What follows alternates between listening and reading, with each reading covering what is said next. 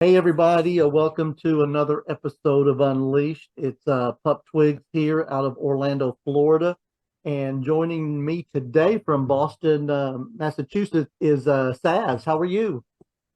I'm good. How are you? I am doing great, great. So let's learn a little bit about your name and how that came about. So I got the name Saz from just abbreviating my full name. So when I was when I first was doing TikTok in 2020, I started as a pup account and I still identified as female at the time. So I was one of like the first really viral female pups on there because you Mhm. don't see a lot of female pups in the community. We No, they do exist, but it's there's not as many. It's a more male dominated platform. and we need to change that. hmm Absolutely. But when I had realized I'm like come out as trans, I had changed my name from Stephania to Stefan because I still love my dead name. I have nothing against it. I just Mhm. wanted to like keep it in a different way. So my full name is Stefania Antonia Zamparelli, but for like when I came out as trans, I changed it to Stefan Antonio Zamparelli. So it's just the abbreviation of my full name so like I can keep it like near and dear to my heart, but also just like shorten it for a pup name. Sure. I love that story. That's a great way to come up with a name. So your pup hood, I notice, is red and black. Is there any significance to the colors that you have chosen? So red and black, red was just always my favorite color. But I also realized that a lot of pups with their hoods will try to do outfits that match the color scheme of the hood. Hmm. And even though I love red, I don't have a lot in red. And part of me, I think eventually what I'm going to do is I am going to order a new pup hood that is just completely black Hmm. because black and red are my favorite colors, but you can do more outfits when it's a solid black hood because black goes with everything. It goes with everything, yeah. Well, how long have you been in the handler slash pup community? So I've been a puppy handler switch for about 7 years. I'm Okay. 28 now. I started when I was about 21 when I was still in Philly, and I had discovered it when I was just like in college and like I just loved to like play pretend. Like when I was a theater major. So we did one time in a theater class an exercise of like you have to be something animal like or anthropomorphic. And I remembered through doing that acting exercise that, oh, wow, I used to enjoy doing this as a kid. Because when I was a kid, you would have all of my friends like playing like princesses, they'd play house, but like I liked when we played as animals. And that just always stuck. So it was just kind of like a nice release. It was a nice stress reliever for me. And that's what I use it for to this day. But as far as public play goes, I didn't get introduced to public play until a year ago. Okay. Um, because in Philly, I didn't know a lot of like public scenes yet. I wasn't on Telegram yet. And I was still in school at the time. So it was more of like me experiencing it on my own and doing pink behind closed doors and even just like platonic play behind closed doors with my partner or partners at the time. Hmm. Well, being in it for about 7 years, what has been the easiest part of being in the community? And then have you found anything that's been difficult about being in the community? I think the easiest thing about being in the community, I realized it was easier once I joined TikTok because just finding such a loving and accepting community like of people from all around the US and even all around the world was just really eye-opening to me because I've never had a problem with networking with people like in person and just like socializing. So going into the public place scene a year ago, though it was intimidating at first, I quickly adjusted. But I think that TikTok was really like an eye opener for me of finding a sense of community because I've made mutuals around the US that are now, in my eyes, considered like chosen family. Like I have friends that I view as family that are literally states away that I never see, but like we still talk on the phone or occasionally message. And it's just very beautiful and it's a very supportive community. Yeah, I agree. Well, what about difficulty? Have you found anything that's been difficult? I think the only thing that I've found difficult is just kind of just like feeling attractive in my own skin, and also just feeling confident as a handler and a puppy, because I'll admit there have been times where like I do play sessions and I've had handlers say like, "Oh, you're such a good boy, you're doing a good job." And there have been times where I have been a handler and it's been reversed, and I've loved doing that too, Hmm. and giving praise to a puppy where the praise is due. And I've loved every fiber of that. But still I have this little bit of inferiority complex of like, do I deserve the praise? Am I good enough to do this? Can I handle this? And I've literally had people in the community that are well known. Like I've had in my community Master J, I've had Mr. R, Pup Red, I'm in Pup Lemon's pack, I've had Pup Sticks. Like I've had literally people from all over say, "No, you can do this. You're meant to Hmm. do. You're really good at this." And it still is like, I'd say the biggest challenge is just me getting out of my own head and realizing, oh, I am capable of doing this. Okay, all right, well, I hear you. So, well, what about change? If there's one thing that you could change about our community, is there anything you would want to change? I would say, and this may be like sounding like a very broad answer, but I think it relates not just to the pup community, but to like every community in general, is just we've got to let go of this feeling of needing to be perfect. It's Hmm. not always going to be perfect. You're not always going to have the best photos. You're not always going to have the best content.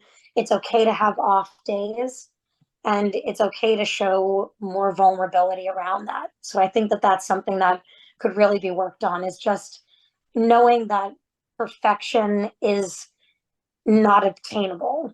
Just Hmm. enjoy the moment, enjoy the present, and just do what feels right to you. Yeah, just do what's right and have fun with it. So, so what advice would you give somebody that's brand new coming into the community now? Oh, wow. The advice that I would say is, some people would say like jump in head first, but like I definitely didn't jump in head first. I took my time. Hmm. So I would say just like there's nothing wrong with the way I see kink and platonic play and pet play and all the different communities. Is I see it as little lakes that you can dip your feet in. There is Hmm. nothing wrong with like wading in this lake and then you go over here and you go for a swim in this lake. So just don't be afraid to explore your options, and you can do however little or however much of that lake as you please before you move on to the next one. But like just do what feels comfortable. And if it feels comfortable and you're enjoying yourself, then dive right in by all means. But don't be afraid to pace yourself, because the community is a very loving and accepting community, and it's growing ever so much every day. Oh, I agree. But there's also that pressure with it growing and the popularity of it, that, oh my God, I have to be here now when I'm still here. Just take your time. Eventually, you're going to get there, but do it at your own pace, because if you try to rush it, you're not going to enjoy your experience. What great advice. So what brings Saz the most enjoyment, and joy out of pup play or just being a pup in general? For me, it is definitely the thing I enjoy the most is praise. I love I just love being called a good boy. I love being told that I'm doing a good job. And I also love giving praise to puppies when I'm a handler. I just love the look on their face. Like my favorite look that I love seeing as a handler is, there was one time I was playing fetch with a puppy, and it was his first time experiencing pet play, and it was at Fascination of all places. And I think this was about 2 months ago, but he had never done it before. He showed up in a pup hood with his mistress, and he was like, I want to do this. I asked his mistress permission to walk him, and we did a little session where he balanced my keys on his snoot, and then he like dropped them back. But like, what I loved is the minute that I gave him praise and gave him like, just like, oh, you're such a good boy, and like gave him head scratches, the look I live for is when their eyes will just sparkle. Hmm. The eyes will get so wide and they light up, and you just know that that person feels safe with you. That person feels acknowledged and appreciated in the moment, and you're helping them feel good about themselves. So that's honestly like what I live for. Like I love hearing it as a puppy, but I would say that I enjoy it more as a handler, giving it and seeing that reaction. Like, because I'm very empathic, I'll feed off of your energy. Hmm. And if you're happy, I'm happy. Good, good. So let me ask you, do you have any favorite play toys? You mentioned the keys earlier that you used, but do you have any special play toys that you like? So I do have a special toy. Unfortunately, it is packed away right now because I had recently moved. But I have a miniature stuffed wolfie that is Hmm. like my favorite thing. And so I'll like sometimes just like chew it and like lay with it and have a fun time. I also love squeakies. I love fetching a ball, like anything that involves like physical exertion, I Hmm. love. But I think overall, my favorite toy to play with, if I'm being honest, is just other handlers and other puppies, because for me, that human interaction is just so entertaining and releases so much endorphins for me that I get so happy. Agreed, agreed. So we hear so much about this today in the news everywhere, and it's good that it's out in the open. But what has being a pup done for your mental health? It has, it definitely helps with my anxiety and depression. It's because at the end of the day, and I try to explain this the best the best to people that I can who are not in pet play and don't understand it. But to me, pet play, like to any form, whether it's kitten play, puppy play, fox play, whatever you want to do, you could be a dragon. Hmm. Um, it is adults playing pretend, because when I think of pet play, I think, okay, when was the last time that you felt like really really happy, like nothing could hurt you and you just felt invincible? Hmm. And my answer is always when I was a kid. And so when I was little, I was playing pretend all the time, whether it was with friends or by myself. I was making up stories and having a great time. It's it's literally pretend. And I feel like more adults should get back into the habit of playing like that and Yeah. just playing pretend, having like games like that. That's another reason why I think people who play D&D are so healthy. Hmm. It's literally a play where you get to exit out of your stressful life or whatever's going on in your life, and you get to enter a world where you are a rogue or a druid. You just become a freaking superhero. And it's so beautiful to see a stressful human being just suddenly be able to be happy and let go fully. It's amazing to watch. Well, is there anything that you wish that you knew before you became a pup?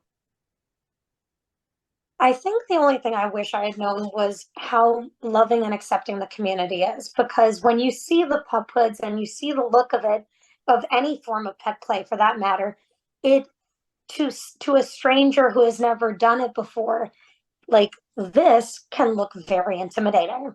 Hmm. Like even though we're sweet and we're playful, like to someone who doesn't know what this is, it can look a little scary because it's completely out of your element. And it couldn't be further from the truth. Yeah. And I think that's the thing that like I wish I had known going into it. It may look scary, but sometimes the things that look the scariest end up being the best moves you could have ever made. Right. I agree. What about hobbies? Hobbies, I love writing music in my spare time. When I'm not doing that, I'm usually hanging out with friends or going to the movies.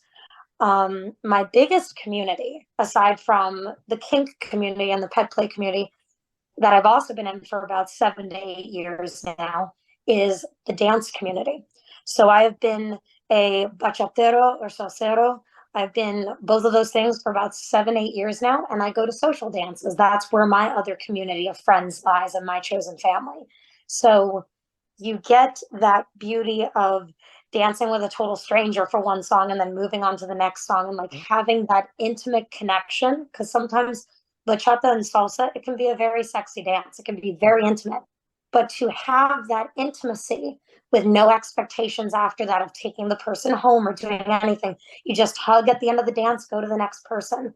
Mm. It is a beautiful experience. And I think that it's also helped me to be a better person as a handler and in the pet play community, because it is yet another place where you are exercising consent, you are exercising reading another person's body language and social cues without saying a word, because in pet play you don't talk. Mm-hmm. Mm-hmm. So it's literally, I think that for me, social dancing has made me a better handler.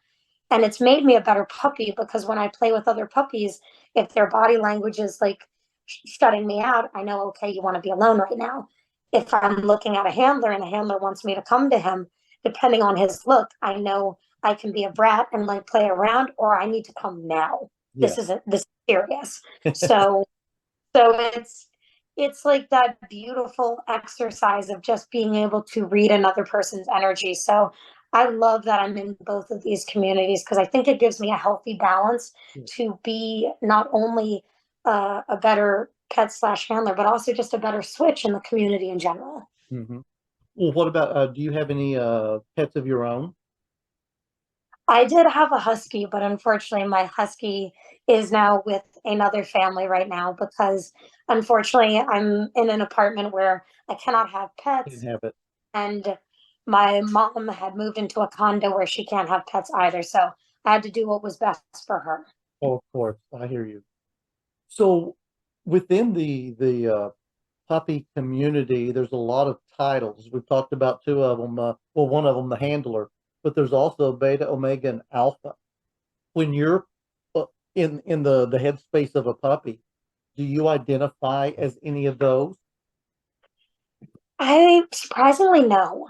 I've never identified with, because like even in the pack that I'm in right now, um, just like repping the merch, but in the in the pack that I'm in now, I'm considered the handler of the pack, Okay, and Lemon is the alpha.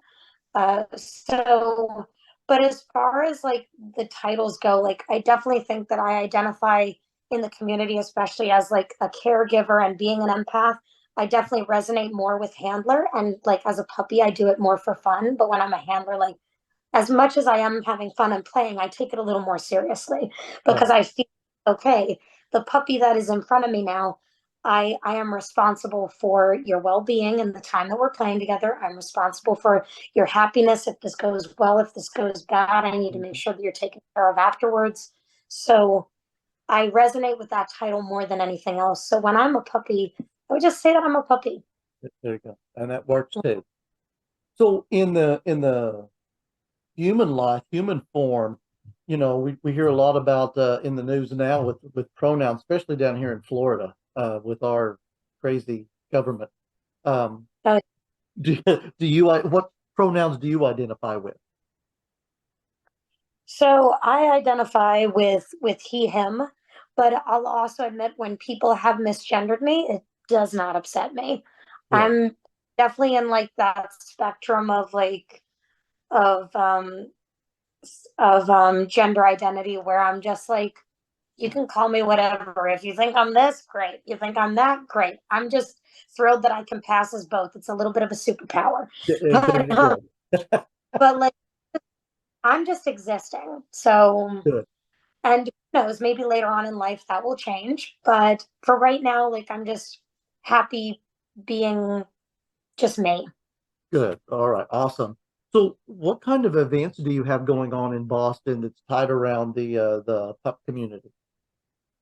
So the events that we have, I think the next one is August 17th. I'd have to check. But we have Alley Pets, which is at the Alley in Boston. It's no cover. And we do that once a month. It's usually the second to last week of the month on a Saturday. Okay, So that's when like all the puppies can like do like a little mosh, and it's like a tiny little place where like they can get together. We had a pet play event at Fascination in January. We haven't had one since. I would love for there to be another one. And hopefully that will happen in the future. Um, But other than that, I would say the Eagle in Providence. We don't really have like any pet play events that I've seen yet from there, but we did have a kink education day on a Sunday at the Eagle in Providence. And one of the discussions was focused on pet play and the education around pet play. Okay. All right. Well, now's the time to, think about a question that you would want to ask the next pup that I have on Unleashed. Uh, do you have a question that you would want to leave here and for the next pup that we have on here as a guest? Yeah, I would say just how do you approach finding your pack? How do you approach finding what works for you in discovering the community, but also with like maintaining your boundaries in your self-discovery? Okay. All right. Great question. So if other pups see this and want to reach out to you and say hi, or maybe they saw you on Unleashed or learn some more information about what's going on in Boston in relation to the pup community, how would they do that? So the best way that they can reach me is Saz Eclectic, which is my TikTok handle if you want to see like other videos other than pet play. I also have two Instagram accounts. One is my pup account, which is Pup Saz. The other one is my business that I'm currently building on being a relationship and sex and intimacy coach. So I'm hoping to launch that website in like mid-August at the latest. But my personal Instagram that has my business is called The Masked Coach 289. Okay, good, good. Well, now's time for your question. This one came from Pup Adder from Bristol, Connecticut. Okay. And they wanted to know, what can you do to make it easier for other pups into the community? Oh wow. Always just be approachable. Like it it does not hurt to be nice. It doesn't hurt to be kind. And if people are like new to the scene or you just like want to socialize with someone, like just go and do it. Just have fun. And if people have questions, don't be afraid to answer them, like to the best of your ability, of course. And if you're not knowledgeable on certain things, but you know other people in the community that are, you can point them in that direction as well. Awesome, awesome. It has been awesome getting to talk to you. You were very articulate, and I love to hear you just talk about the pup community and about yourself. It's awesome. Thank you. Any It was last so nice. any last words from Saz before we get off of here? Honestly, the only thing I would say is just live in the present, do your own thing, and just see where it takes you. And I can promise you that if you live like that, you're going to be a lot happier. Great, great word. Well, thank you again for joining me. It's been awesome, and hopefully we'll be talking to you again soon. Thank you for having me. Hey, Bye. you're welcome.